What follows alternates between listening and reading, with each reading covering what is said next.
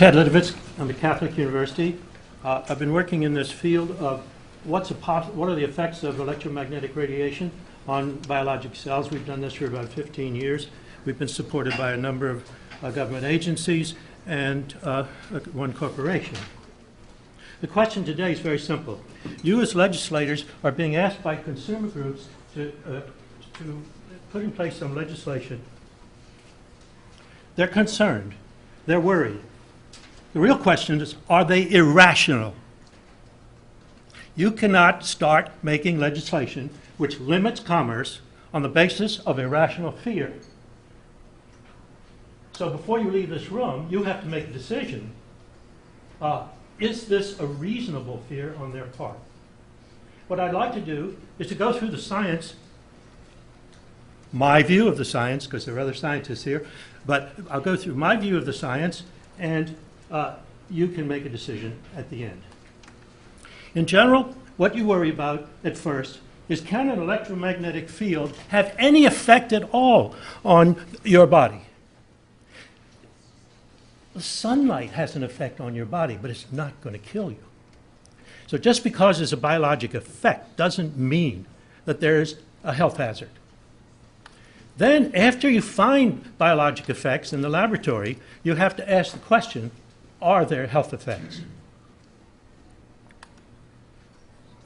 First question is, have any electromagnetic field effects been seen for non-thermal radiation? Now, what you're asking, why is he worried about non-thermal? Because the standards that protect you today are based upon the heating of the tissue. That's your total protection. If there's any effect out there that can cause a biologic effect on your tissue that doesn't heat it, if it's at levels well below the energy necessary to raise the temperature several degrees, you have no protection by law. So it's an enormously important issue. Are there any non-thermal effects? Many papers have been reported in which they've seen non-thermal effects below those levels considered safe by the government agencies. For example, the safety standard is 1.6 watts per kilogram for energy coming in, deposited in your head from a cell phone. It's based upon heating. There's a paper showing psychological changes at 0.03, that's much less.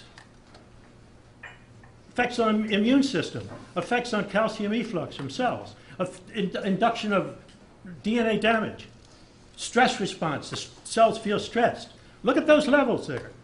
Affects the blood-brain barrier, affects calcium in the heart, enhances cell proliferation.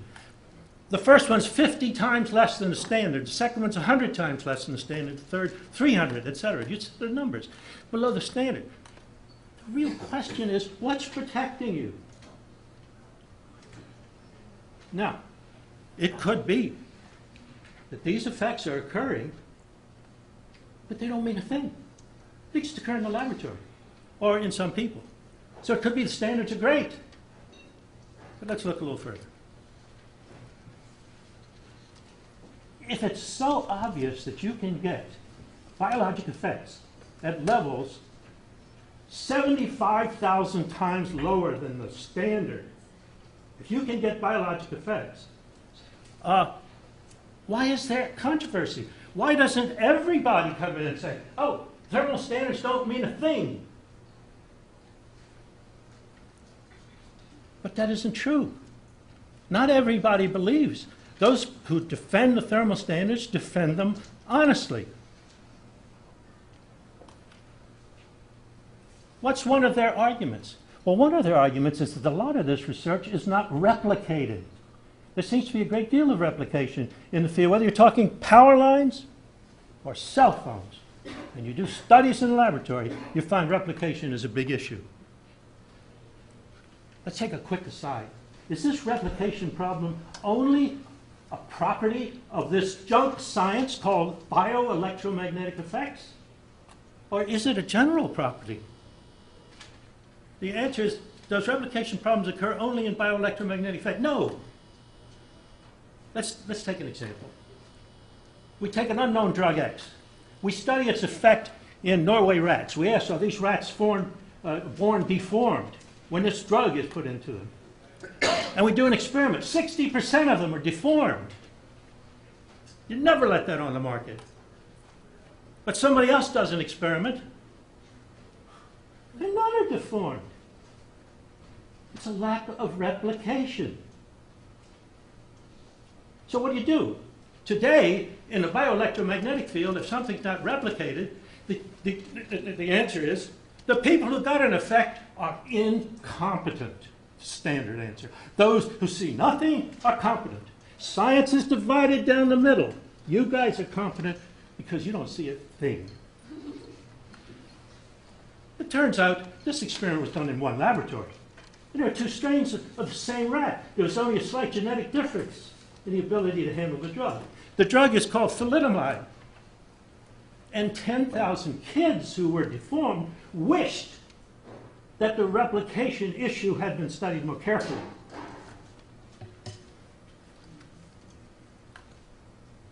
We did studies in our lab. We looked at chick embryos and we asked, could a 60 hertz field, 60 hertz electromagnetic field cause abnormalities? We did an experiment, we saw double the abnormality rate. Then we repeated the experiment and we saw nothing. It's very discouraging. We saw nothing. We repeated a third time, but we did these in different flocks. And what we didn't realize at the time, the supplier changed the flocks. But we didn't realize at the time when you change the flocks, you change roosters, you change hens, and something called genetics comes into play. The flocks weren't genetically the same. Depending on the flock, you can get huge deformities in embryos. So there is a genetic basis for lack of replication. You don't simply say the effect is not there if every lab can't replicate it. You do the experiment right to consider all considerations which include genetics. Now, I emphasize lack of replication because that's one of the big arguments that we now have to ask, is anything replicated? And the answer is yes. I'm going to pick one set of experiments because it has a point I want to make today. Both in cell phone frequencies and at 60 hertz ELF, the stress response has been studied. These are cells which appear stressed when these electromagnetic fields are applied. In two universities, two different groups in each university have shown this to be the case for cell phone frequencies. In 4 universities, at 60 hertz, this has been shown to be the case. And what we have found is that every time we see something at cell phone frequency, we see them also at power, 60 hertz power. And we use the data back and forth, one to support the other. So what does it mean that we've induced a stress response? What do you care? Is this just like sunlight? You get a little warm, not a problem. We'll come back to that. But let me summarize the argument. The argument is that your standards are based on only heat can cause damage to you. You need to put your head in the microwave oven. That causes damage. But what we've discovered, and not just my lab, is that there's information sent to a cell. Information which is signal, which turns the cell on and causes it to do something it wouldn't normally do. You don't have to heat it to stimulate it with an electromagnetic field.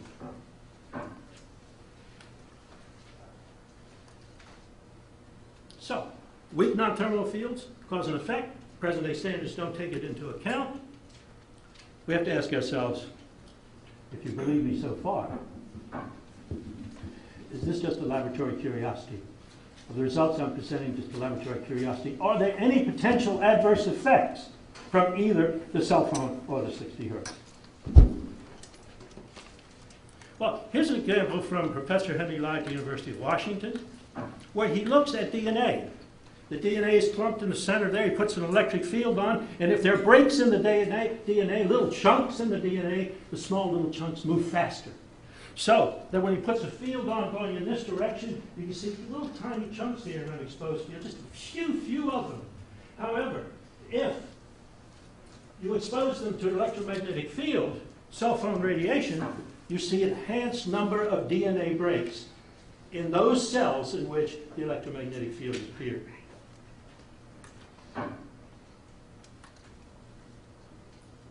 Just in June, 2 statements were made that are crucial. For the first time, an international agency has stated, the International Agency on Cancer Research stated, that power frequency magnetic fields are possible carcinogens. That's a strong statement, the word possible. It's very strong because EPA tried to make it for years and was never allowed to. This is a little story here. This statement is based upon research that was just published four months ago, in which 10 labs got together on all 10 epidemiologic studies, which included a study by NIH, which 2 years ago told you, the public, that there was no problem. Published in the New England Journal of Medicine, special editorial saying, this is no problem anymore. 2 years later, quietly, because I didn't notice it in any newspaper, the first one was, everybody realized NIH didn't treat the data properly, and what they found is if you separated out those with slightly higher magnetic fields, you got an excess amount of leukemia in children. Is the public going to trust?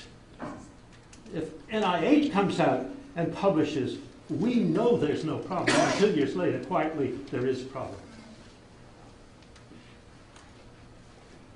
Hardell and Mild just came out with a second paper. The first one was funded by someone here, actually, Carlo. But the second paper, which says that if you use a cell phone for 10 years, you saw a 77% increase in brain tumors on the side of the head where you used a cell phone. What they did for the first time was to separate out heavy users, long-time users, from just anybody who went in and bought a phone at Radio Shack and put them into the epidemiologic study. It takes time for a tumor to develop. So, weak fields cause effects. When are they adverse and when are they beneficial? This is important to me because most of my lab is working on the beneficial effects. These same effects that one might be concerned with when you're around an antenna radiating 10 megawatts, these same fields can be used to treat cancer, if used properly. The same fields that can cause adverse effects can cause good effects. Advil is good for you unless you take 50 a day. Everything's a poison. Spinach is a poison. You can quote me. It's got enough oxalic acid, you take 10 pounds a day and you will be sick. This was first stated in the 15th century. My lab is up to date. Okay, see all these effects? Can we summarize broadly what might be happening? What might connect the fields and potential adverse effects? We know. Remember I showed you a slide about stress. I showed you all those labs that showed stress, that stress cells. Let's see the effect of the stress. These fields can alter the levels of protective proteins in your body. They're known as stress proteins. These protective proteins, in a cell, you have a protein which functions. If a stress comes along, you can cause the protein to be damaged. Because it's damaged, a signal goes out and these protective proteins come along, refold it, and give you a functional protein again. All day long, 24 hours a day. These proteins are protecting you. Now let's see. What would happen if we stress and turn these proteins on? Such as, let's say we just put a field on, which does stress them. we induce stress proteins, and that protects against subsequent stresses. We are using electromagnetic fields to protect against the damage due to a heart attack. As soon as you feel a chest pain, we turn these on for 30 minutes, and we have twice the recovery of our chick embryo hearts. We feel this will be used in the future. The fields are good for you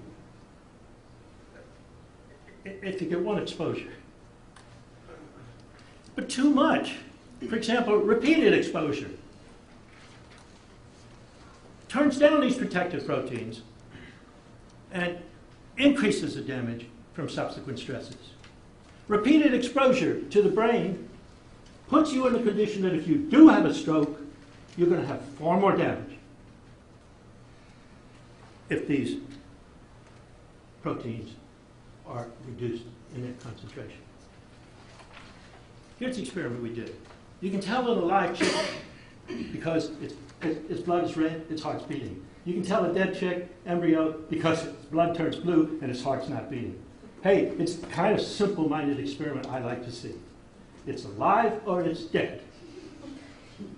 So we simulated heart attacks, and what we found is by putting them in argon in a lack of oxygen, and what we found is that if we gave it one 30-minute exposure, we could double our survival rate practically, whether we use 60 hertz ELF or whether we use radio frequency cell phone radiation. 30 minutes of a cell phone radiation on your heart when you feel a heart attack is great for you.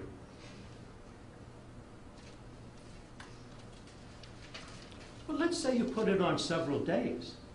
Repeat it. What we discovered was that if you repeat it, you reduce the survival rate of those cells, and when we looked at the stress protein, you reduce the concentration. And this is where the problem lies. If you just simply use some radiation, or if in your case you have a 10 megawatt, if you just lived in your home 1 day a week for 30 minutes, you're in good shape. It's because you want to live in your home every day that you have a problem. So you have to rent an apartment someplace. How can this ionizing radiation increase the probability of cancer? This is just a beautiful graph, which was worked by researchers at NRC and NIH. In your body, every cell in your body, every day, creates reactive oxygen. 100 million reactive oxygen molecules. By the way, you know where it comes from? It comes from you have a habit. The habit is called breathing. And because you breathe, you generate reactive oxygen every day. And 100 million of these reactive oxygen species go after your DNA. If it weren't for defense mechanism, you wouldn't last but a few days after you were born. However, of this 100 million, because of antioxidants, you only end up with 1 million attacking your DNA. So you have 1 million DNA alterations a day in each cell of your body. But those little beautiful stress proteins are there working every day, and they repair most of them. So you only have 100. And then your immune system comes in, and you end up with only about 1 on average. Get the picture? You're being bombarded. You're being bombarded by these reactive oxygen. You're being bombarded by stimuli which tend to break DNA, but you're being protected. Anything which diminishes the protective mechanism is a problem.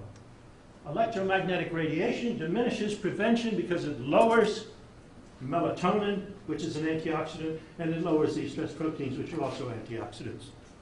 Electromagnetic radiation will also diminish repair if it's on every day. It diminishes the ability to repair.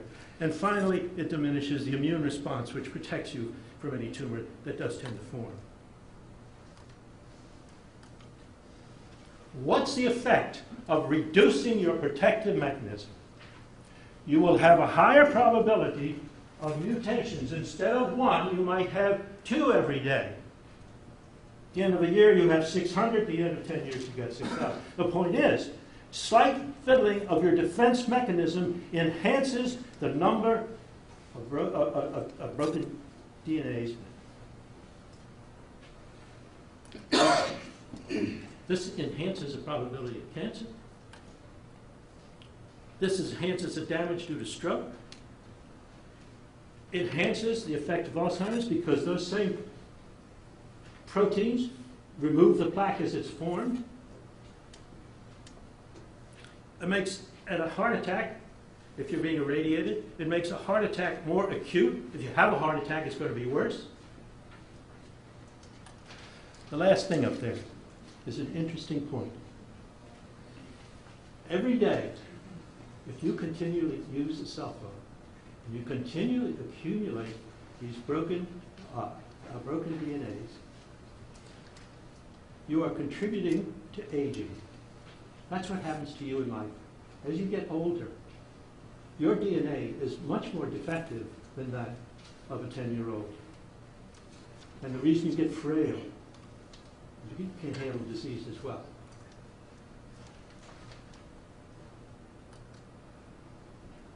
In summary, everything's a question of dose. To protect the public health, we must determine the allowable dose for each of the above conditions. I'm no lawyer, but I do know this, that if you're going to preempt a piece of property, if the government is going to preempt it, and say, I can do what I want, maybe it has the right, because it's for the greater good, but it also has responsibility to know what it's doing to those who are around that preempted site. And preemption should not come before it fulfills its responsibility to understand what the effect of that site